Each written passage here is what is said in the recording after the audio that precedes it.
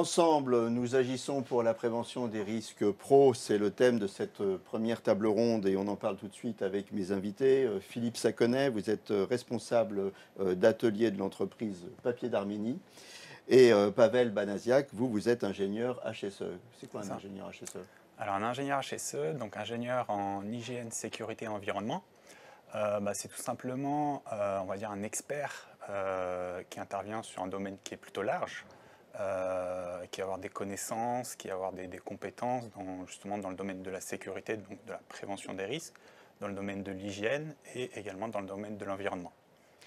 Alors vous savez quoi les amis, avant de lancer cette première table ronde, on va voir ce qui se passe sur le terrain, sur le thème de la prévention des risques professionnels. Nos équipes ont été tournées un petit sujet que je vous propose de regarder tout de suite.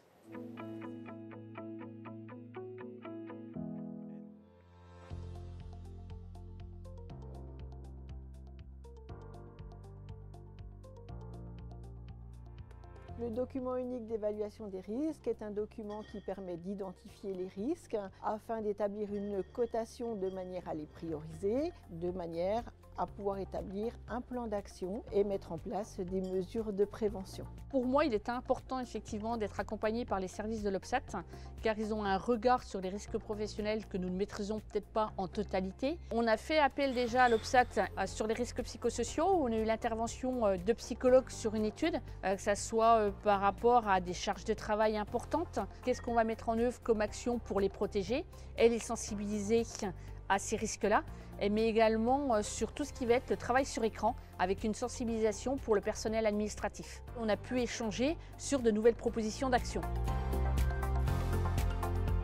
Donc l'OPSAT pour nous c'est déjà un partenaire notamment sur les visites médicales. Là c'était plutôt dans le cadre de la prévention des risques professionnels. Nous avions besoin de réaliser une animation sur l'ensemble des risques inhérents à la main. L'avantage c'est que là il nous proposait une animation ludique avec une approche spécifique pour nos salariés intérimaires. L'OPSAT nous a accompagnés par rapport aux préventions risques professionnels suite aux risques psychosociaux. Donc c'était un risque qu'on ne savait pas trop comment emmener en entreprise. C'est une démarche positive, donc l'accompagnement a été vraiment positif depuis le début. Les actions sur lesquelles j'accompagne les entreprises sont souvent la prévention des risques psychosociaux et l'ergonomie en santé au travail. L'accompagnement risques psychosociaux, on va plutôt essayer d'identifier avec l'entreprise quels sont les facteurs qui peuvent poser problème et les ressources dans les entreprises pour essayer d'identifier par la suite les pistes d'action à mettre en place. Pour l'ergonomie, ce sera plutôt passage par les études de poste, voir les salariés et faire un plan d'action avec l'entreprise.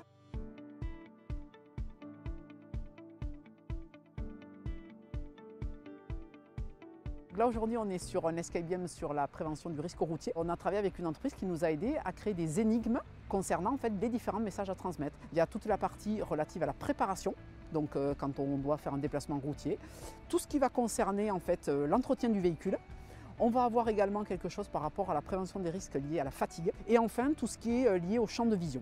Le but de faire un escape game, contrairement à un atelier, j'allais dire, classique, assis derrière une table de réunion ou autre, c'est de pouvoir sensibiliser les gens et surtout qu'ils soient acteurs et d'avoir quelque chose de pratico-pratique pour eux. Sachant qu'aujourd'hui, on a encore 600 morts par an en moyenne liés aux accidents du travail en France. On en a à peu près 25% qui sont encore liés au risque routier, au risque missionné. Donc là, on sensibilisait justement un panel de conducteurs. Et je pense que pour eux, c'est le risque le plus important et c'est important de les sensibiliser.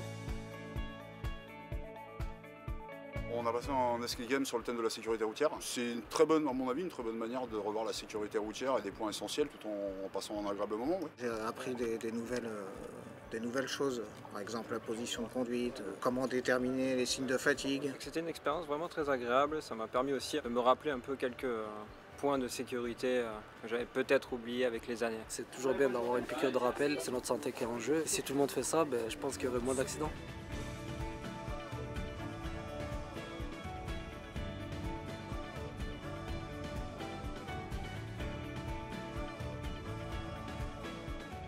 L'objectif de cet atelier, c'est de sensibiliser les salariés, chauffeurs, commerciaux, etc.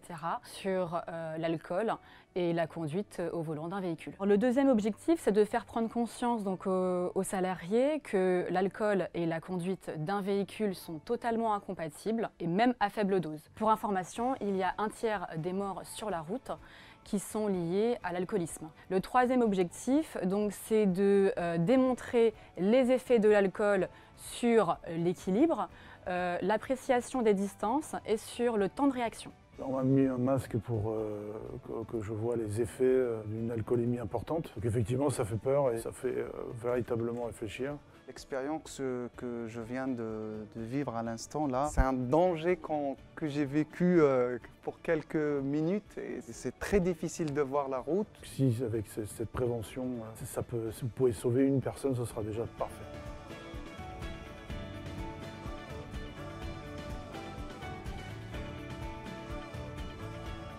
Aujourd'hui, en France, les TMS, en fait, c'est la maladie professionnelle qui est la plus importante. Donc, les TMS, c'est les troubles musculo-squelettiques. Donc, c'est tout ce qui est douleur au niveau du dos, des épaules, des coudes, des poignets. Quand on travaille en fait devant un écran 8 heures par jour de façon statique, le corps va être sollicité et c'est là en fait on va voir apparaître les douleurs.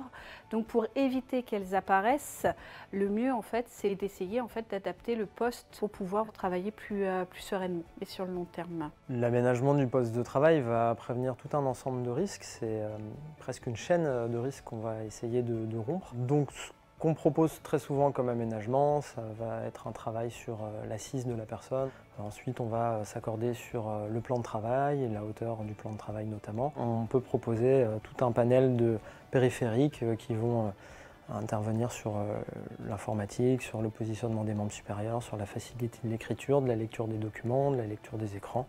Donc on va chercher tous les gadgets un petit peu qui pourront faciliter la vie de la personne utilisant un poste informatique. J'ai trouvé que c'était intéressant parce qu'on est en train de réaménager nos bureaux. Et je sais aussi qu'il y a certains salariés qui ont des problèmes de tendinite ou qui nous demandent d'acheter des souris ergonomiques, mais on ne sait pas toujours vraiment si c'est vraiment adapté, si ça correspond bien. J'ai vu tous les postes et les sociétés qui proposent en fait des objets ergonomiques. Ça me donne aussi des idées pour la suite, pour encore mieux équiper les postes de travail, pour que les salariés aient le confort, notamment visuel et postural tout au long de la journée.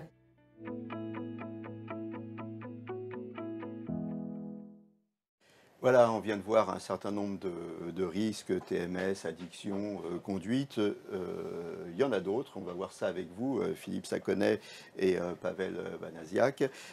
Philippe Saconnet, en 2 mots, qu'est-ce que vous faites au papier d'Arménie? C'est connu les papiers d'Arménie, hein? C'est un peu connu, effectivement. Oui. Je suis responsable de production, je suis en charge de la production sur les différents ateliers. Et entre autres, comme on est une toute petite structure, je suis aussi en charge de certaines actions de prévention. Oui, on va y revenir. Racontez-nous les papiers d'Arménie, avant qu'on parle de tout ça. C'est quoi les papiers d'Arménie? Les papiers d'Arménie. Le papier d'Arménie, c'est un petit carnet parfumé qu'on peut détacher en petites lamelles pour le faire brûler ou pas et désodoriser son habitat. Voilà. Parfum, j'entends parfum, facteur de risque peut-être, non? Qu'est-ce ouais, qu'on inhale au papier d'Arménie? C'est possible, hein. Après, il y a peut-être, je pense, différents produits, différentes substances, donc effectivement, ça peut générer un risque, mais après on est dans le... C'est pas ce que vous avez fait ensemble. Non, ce que vous avez fait ensemble, on va raconter l'histoire des papiers d'Arménie. Vous avez eu un sinistre dans la société, et à la suite de ce sinistre, ça vous a conduit à réorganiser complètement la société. Et donc, fausse bonne idée, vous avez tout mis sur le même plateau de travail. C'est ça, racontez-nous. Alors très simplement, effectivement, on a eu un sinistre qui nous a conduit à réorganiser nos secteurs. On avait notamment des zones qu'on appelle ATEX, atmosphère explosive, donc on a été obligé de se restructurer tout simplement. Et on a décidé de mettre sur un seul plateau tous nos outils de façonnage pour fabriquer les petits carnets. On explique pour ceux qui ne sont pas familiers, les outils de façonnage, c'est des outils pour tacler le papier, pour assembler. Pour assembler les feuilles, pour fabriquer des carnets, pour donc les couper, les assembler, les conditionner. Voilà, et tout ça, ça fait du bruit. Et oui, ça fait un peu de bruit. Voilà. Et vous vous en êtes rendu compte une fois que vous avez tout mis sur le même plateau. Oui, malgré. Parce qu'avant, c'était comment? C'était éclaté dans des petits ateliers différents, c'est ça? Alors oui, on était répartis sur 3 ateliers, 3 étages différents. Et puis, au fil du temps, chaque fois qu'on avait besoin d'une nouvelle machine, d'un besoin spécifique, on s'adaptait. On installait les matériels là où on pouvait. C'était pas vraiment... On n'avait pas vraiment réfléchi à l'ergonomie, à la circulation des postes. Voilà. Donc là, vous avez pensé pratique, vous avez dit, allez, on va tout mettre sur le même plateau, comme ça va être pratique pour tout le monde. C'est ça. Et puis vous vous êtes rendu compte que ça faisait un bruit infernal. Donc au début, qu'est-ce que vous avez fait? Au début, rien. Très clairement. Appris le langage des signes pour communiquer entre vous. C'était un peu ça. C'est-à-dire qu'au départ, on a eu des plaintes de mes collègues, moi aussi, des ressentis. C'est quoi, par exemple? Des maux de tête? C'était de la fatigue, des problèmes de son persistant après le travail. Donc des acouphènes? Oui, qu'on peut appeler comme ça. Oui. Et puis, ça devenait, alors, 1 personne, 2 personnes, plusieurs, on est une dizaine. Et puis, on ne le traitait pas, on ne savait pas trop comment faire. Alors, on se doutait, si vous voulez, qu'il y avait une gêne due aux machines. Donc on s'organisait dans le planning pour démarrer une machine puis l'autre et pas tout en même temps. Ce n'était pas suffisant. Alors vous avez investi dans des bouchons au début? On s'est d'abord tourné vers la médecine du travail qui nous a tout de suite invités à utiliser des protections auditives personnelles. Et puis ensuite, c'était pas suffisant, on ne s'entendait toujours pas. Vous avez mis des casques anti-bruit alors après? Des casques anti-bruit. Voilà. Et ça n'allait toujours pas? Et non, parce qu'on transpire 8 heures par jour avec les casques, c'est impossible. Ah ouais. C'est pas suffisant, c'est pas satisfaisant. Voilà. Donc, et c'est là que Pavel est entré en action. Oui, super Pavel. C'est ça. Alors qu'est-ce que vous avez fait, vous? C'est l'entreprise qui vous a sollicité, hein? Oui, on va dire que c'est l'entreprise qui a d'abord sollicité le médecin du travail, qui s'est rapproché, qui a échangé justement avec le médecin du travail sur cette problématique-là. Le médecin du travail avait fait une visite de l'entreprise justement pour bien identifier la problématique, donner justement les premiers conseils à l'entreprise. Et suite à ça, en fait, elle m'a missionné en fait pour pouvoir analyser le risque, faire une étude un petit peu plus précise de quelles étaient les causes, quelles étaient les conséquences également. Donc la première étape, c'était l'entreprise se retrouve démunie à un moment, c'est-à-dire vous avez identifié un problème, vous dites on est démunis, nous on ne sait pas. Oui. Et donc là, je me tourne vers la médecine du travail. Okay. Ça a été la première étape. C'est exactement ça. Deuxième étape, vous, évaluation. Exactement, c'est mon intervention. Donc là, effectivement, l'évaluation du bruit. Donc ça consistait en fait à déjà faire une première visite des locaux pour ma part, pour que je puisse connaître un petit peu l'activité, voir un petit peu la configuration des locaux. Puis par la suite, on a décidé d'appliquer une stratégie en fait de métrologie du bruit. Pour ça, on a utilisé différents appareils justement pour pouvoir quantifier ces expositions-là. Donc c'est tout simplement des petits capteurs qu'on met au plus proche en fait de l'oreille en fait, du système auditif pour pouvoir capter. Chacun était équipé d'un petit capteur tout au long de la journée pour voir. Tout au long, voilà, sur une période bien donnée, on a équipé certains postes de travail. Donc c'était pas tous les postes, mais c'était vraiment certains postes de travail qu'on a identifiés par stratégie les plus importants. Pour pouvoir quantifier cette exposition-là, ce niveau sonore. Voilà. Donc première étape, évaluation, vous allez en entreprise, vous regardez ce qui se passe, exactement. Vous mesurez, vous quantifiez. Voilà. On recueille les C'est-à-dire données. que vous êtes dans le subjectif et dans le ressenti. Dans le subjectif, vous dites, bon, quand même beaucoup de bruit. Dans le ressenti, j'ai des acouphènes, j'ai des maux de tête, je suis fatigué, ça ne va pas. Et vous quantifiez, on est dans l'objectivité. Exactement, okay. Exactement. On analyse. Comment ça se passe l'analyse après? L'analyse, tout simplement, en fait, on va comparer les mesures qu'on a pu relever avec en fait ce que la réglementation demande finalement. Parce il y a des seuils, il y a des normes. Exactement. Alors c'est quoi les seuils, les normes? On peut les rappeler. Il va y avoir, on va dire à partir de 80 décibels, il y aura un premier seuil où on se dit dès qu'on est exposé à plus de 80 décibels de moyenne sur une journée, à ce moment-là, on se dit qu'il y a une exposition au bruit et du coup, il y a un risque pour l'audition. Il y a peut-être une notion à rappeler au niveau du bruit, c'est exponentiel. Hein, exactement, exactement. C'est vraiment exponentiel et du coup, d'un passage de 80 à, par exemple, à 80 décibels, on ne monte pas juste d'un décibel en fait, on monte de beaucoup plus en termes de ressenti en fait. Donc c'est pour ça que c'est une mesure qui est exponentielle. En fait, c'est vraiment des paliers qui sont exponentiels lorsqu'on monte au niveau du bruit. Le chiffre réglementaire à se rappeler, c'est 80 C'est décibels. à partir de 80, en fait, c'est un chiffre qu'on donne, c'est à partir de 80 décibels, c'est qu'il y a un risque pour l'audition. Voilà. Après, il y a différents paliers, donc il y a un palier à 84, et après, il y a une limite d'exposition maximale qui est à 87. Donc vous faites vos mesures, vous faites votre bilan, et après, vous faites des recommandations, je suppose. Exactement. Donc on analyse, on fait le bilan, on extrait, on regarde par rapport à la réglementation ce qu'elle nous dit. Et ensuite, effectivement, on fait des recommandations, donc on fait de la recherche, puis on fait des recommandations au niveau de l'entreprise, justement, pour faire baisser ce niveau d'exposition.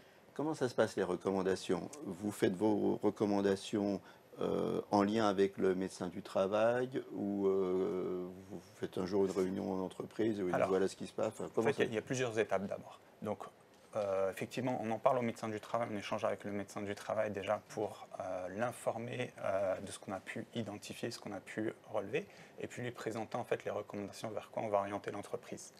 Et ensuite, effectivement, on va se rapprocher de l'entreprise pour lui expliquer un petit peu les résultats, parce que ça c'est assez technique. Puis, ça permet aussi de sensibiliser l'employeur, de lui transmettre un certain nombre de connaissances par rapport au bruit. Et ensuite, c'est de lui proposer des actions de prévention, on va dire de la plus efficace à la moins efficace. Voilà. Donc c'est lui proposer ce programme de plan d'action. Vous n'imposez rien, vous proposez. Non, on est vraiment exactement. Nous, on conseille, on est là pour accompagner l'employeur, pour le conseiller. Voilà, et tout simplement, on essaie de trouver la meilleure solution pour justement le moins exposer les salariés au bruit. Alors, les papiers d'Arménie, c'est des bons élèves, ils suivent vos recommandations. Et derrière, qu'est-ce que vous faites? Vous revenez faire une évaluation? Alors, oui, alors c'est pas systématique, mais effectivement, dans ce cadre-là, après que l'entreprise a mis en place les différentes préconisations, on a refait des mesures dans comme dans un environnement un petit peu similaire, en fait, dans des conditions de métrologie qui sont un petit peu similaires, pour vérifier en fait l'efficacité de la mesure, en fait. Donc on a mis des panneaux, l'entreprise a mis des panneaux, et du coup on a pu justement noter une baisse du niveau d'exposition, ce qui fait qu'on était largement en dessous des 80 décibels. Et du coup, les bouchons, les casques qui ont été commandés, achetés précédemment, ne sont plus nécessaires. Voilà. Philippe, oui. Aujourd'hui, comment ça se passe? Beaucoup mieux, on s'entend. Vous vous entendez bien? Oui, pour de vrai. Bon, oui. C'est bien, vous entendez bien. Oui. Bon, c'est quoi la situation? Vous avez quantifié, donc on sait de combien de décibels on partait, combien de décibels on est aujourd'hui? Ah oui, on dépassait à l'origine, le premier constat, on dépassait assez facilement les 80 décibels. On était plus proche, je crois, de mémoire de 84 décibels en moyenne. 84. Moi, j'avais noté 90. Jusqu'à 90. Il y avait même des pics quand de on machines. met toutes les machines. Oui, oui. Voilà. Et aujourd'hui, on est sur les dernières mesures, on était inférieur à 78 de mémoire, entre 65 et 78. Donc oui, le confort, on l'a retrouvé. Alors, 90 à 78, on pourrait dire il n'y a pas une grosse différence, mais c'est là où c'est important de rappeler ce qu'on disait tout à l'heure, c'est exponentiel. Donc en fait, il y a une différence énorme. C'est un gain énorme, on ne se rend pas compte. C'est très compliqué de passer de 80 à les 83 décibels à 78, c'est très compliqué. Parce que justement, on est sur une échelle qui est vraiment exponentielle, donc les moyens qu'il faut mettre en place sont assez conséquents pour pouvoir réduire ce niveau de 7-8 décibels en fait. Alors aujourd'hui, vous portez plus de casque, plus de bouchons, plus rien du tout. Non. C'est bien raisonnable ça? Il devrait quand même en porter un petit peu ou pas? Non. Normalement, non. Est-ce que Philippe est raisonnable? Dites-nous tout. Oui. Non, il n'y a pas de souci. On est vraiment 75 décibels. Voilà, donc ça représente grosso modo. C'est quoi pour comparer 75 décibels? 75 décibels, ça va être certains équipements électroménagers qu'on va voir à la maison qui vont générer ce type de bruit. Ça dépend des aspirateurs, mais globalement, il y a certains, on peut monter jusque là. Voilà, ça va dépendre. Voilà, pour vous donner une image un petit peu. Une image, oui. Aujourd'hui, les gens sont contents, non? Oui, bien Oui. sûr. Oui. Oui, oui. On a retrouvé vraiment un confort acoustique qu'on n'avait plus. Et ça change complètement. Pour juste imager mes propos, avant, quand je discutais avec les gens qui travaillaient dans l'atelier, on sortait dans la cour pour pouvoir s'entendre. Aujourd'hui, on n'a plus besoin de sortir. Donc le gain est important. Bon, ils ne sortent pas pour fumer quand même, on est santé au travail. Là. Hein? C'est terminé ça, c'est de moins en moins de gens fument au travail. Est-ce que vous pensez que si on n'avait pas résolu le problème, ça aurait débouché sur des gens qui auraient eu des graves problèmes, peut-être d'acouphènes, ou qui auraient tout simplement quitté l'entreprise, ou qui se seraient mis en arrêt de travail? Est-ce que ça aurait été... Évidemment, oui, c'est certain. C'est certain? Oui. Ouais. Oui, ça devenait difficilement supportable. Alors au bilan, c'est quoi? C'est une belle expérience de co-construction. Vous avez construit la solution ensemble, non, Philippe? Ah oui, l'échange était important. On a été accompagné en réalité par la médecine du travail et par Pavel. C'était vraiment un accompagnement et ça a été fructueux et c'était vraiment on a eu une discussion, on a eu un échange. On a eu plusieurs propositions et c'était vraiment important de pouvoir choisir ensemble. Le conseil, c'est votre métier, c'est les papiers d'Arménie. Le conseil, c'est un métier. Hein. Ah oui, oui, c'est certain. Il faut s'adresser à des pros, c'est ce que vous dites. Le travail des préventeurs est essentiel. Oui, c'est important. Sans les préventeurs, on fait n'importe quoi. Oui.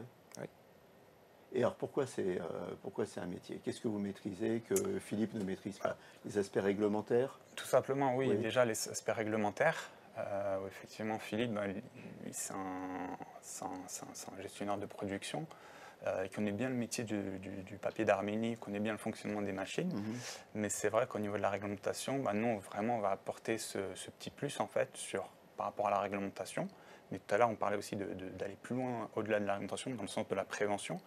Et on va apporter les bonnes pratiques, la sensibilisation sur les risques, la sensibilisation de l'employeur sur ses obligations, mais aller aussi au-delà de tous ces aspects de prévention, de mettre en place une démarche de prévention pour progresser. Et puis vous connaissez les solutions techniques. Exactement. C'est ça qui est important, les bonnes solutions techniques. Donc entre j'ai les outils de mesure, je connais les solutions techniques, je connais la réglementation, je connais le chemin pour y aller, effectivement, c'est un ensemble de compétences que les chefs d'entreprise, les chefs de TPE, PME n'ont pas forcément, c'est ça? C'est ça, exactement. Donc c'est important ce que vous dites parce que cet aspect collaboration, il faut voir la relation avec ces services de prévention et santé au travail comme une collaboration, pas une défiance, pas une contrainte, c'est vraiment un outil pour du mieux-être au travail. Hein, c'est le message. Absolument, oui. C'est ça. C'est tout à fait. Là, on est vraiment là pour accompagner, en fait, pour conseiller les entreprises, justement, pour les aider dans du coup, l'amélioration des conditions de travail, dans la protection du coup, des salariés. Donc là, on n'est pas un organisme contraignant, on est vraiment là pour les accompagner, pour les conseiller sur ces aspects de prévention des risques. Philippe, vous êtes le chef d'atelier, votre patron, qu'est-ce qu'il en dit de tout ça? Que du bien. Que du bien, même si il a acheté des casques et vous n'en servez plus aujourd'hui. Ça, c'est moins grave. C'est moins grave. Oui. Bon. Et les gens sont heureux. Hein, c'est ça. C'est surtout ça, oui. Les gens sont heureux, ils sont en bonne santé, ils ont plus d'acouphènes. On revient au travail volontairement, c'est pas une contrainte. Un message de conclusion tous les deux? C'était une expérience qui était super intéressante parce qu'on a amélioré le confort des salariés tout en baissant l'exposition au risque. Et du coup, c'est aussi un environnement qui est intéressant parce que c'est une activité qu'on n'a pas toujours l'habitude de voir, de connaître des entreprises de ce type-là. Et du coup, c'est super intéressant de voir ce qu'on préconise, une finalité derrière. Ça se passe toujours bien comme ça dans les entreprises? On essaye pour que ça se passe toujours bien comme ça. Oui. C'est pas simple, mais on essaye formule, en tout cas. Ça se passe de mieux en mieux. De mieux en mieux, exactement. Oui, les entreprises ont conscience, ils ont de plus en plus de conscience des risques et du coup connaissent de mieux en mieux les services de santé au travail. Derrière, comme, du coup, on a l'habitude de pour garder travailler son personnel, pour que le personnel soit en bonne santé, pour qu'il n'y ait pas d'arrêt de travail. Oui, ça, exactement. On gagne en productivité, c'est clair. C'est gagnant-gagnant. C'est gagnant-gagnant. Écoutez, je vous remercie tous les deux. Martial Brun, ensemble et prévention, c'est un peu les deux maîtres mots que je retiens. Ça a été très bien illustré. C'est-à-dire que le sujet de la prévention, c'est une appropriation des mesures de prévention par l'entreprise. Alors bien sûr, on a besoin d'experts. Il y a tellement de sujets liés aux risques. Je suppose qu'il y a aussi des risques chimiques qui doivent être maîtrisés. Donc, si on n'a pas cette compétence, c'est difficile d'avoir spontanément les bons réflexes, la bonne mesure. Mais quand il y a une compréhension dans l'entreprise, alors la nuisance s'imposait, j'allais dire, à tous, et puis on voit bien que ça ne peut pas aller très longtemps comme cela. Donc là, la mobilisation de la bonne compétence avec une volonté à la fois des salariés, à la fois de l'employeur, pour s'approprier ces mesures de prévention, je suppose qu'il y a eu une réflexion sur l'organisation, parce que c'est pour ça qu'il y a besoin de dialogue. Ce n'est pas l'expert tout seul qui parvient aussi de faire la préconisation. Il faut comprendre la finalité, les contraintes de production, et c'est dans ce dialogue avec ceux qui connaissent leur machine, qui connaissent ce qu'ils ont à réaliser et dans quel délai, couplé au conseil expert des services de prévention et de santé au travail, qu'on arrive à trouver la solution opérationnelle, le fameux dernier kilomètre dont on parlait tout à l'heure, pour que ça devienne une réalité. Et ensuite, chacun s'approprie les bonnes mesures de prévention. Et ça participe au développement de la culture. Et après, l'entreprise est autonome, c'est le but. Ce n'est pas d'être assisté en permanence, mais c'est de plus en plus avoir cette culture de la prévention et de la décliner au quotidien. Des exemples comme ceux de Pavel et de Philippe, c'est l'exception ou c'est la nouvelle norme?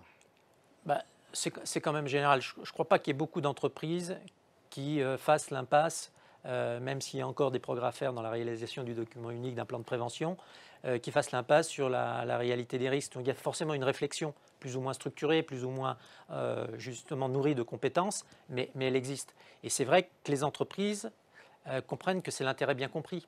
On veut retenir ses compétences, on veut assurer la production, on veut encore une fois donner de la pérennité à l'entreprise, et tout ça, si on a des solutions opérationnelles qui sont proposées, encore une fois, ce n'est pas de la contrainte, qui sont proposées, c'est des solutions pour réussir. Vous avez parlé du document unique. Alors c'est intéressant parce que je n'ai pas posé la question à Philippe.